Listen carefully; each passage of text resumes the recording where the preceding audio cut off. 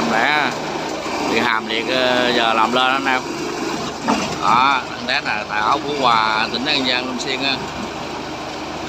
100 bị liệt hàm liệt chân nha, mới làm lên anh em. Đây anh test thử đây, yên lại đây, phụ máy đang thử. Cái gì cần liên hệ mình á. Đó, chân lên bình thường anh em. Đó, test nè, chỉ cần liên hệ mình á. Giờ thử máy nông nghệ anh em.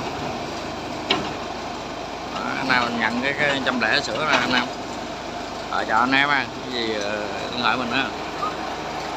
Đây chủ máy đây.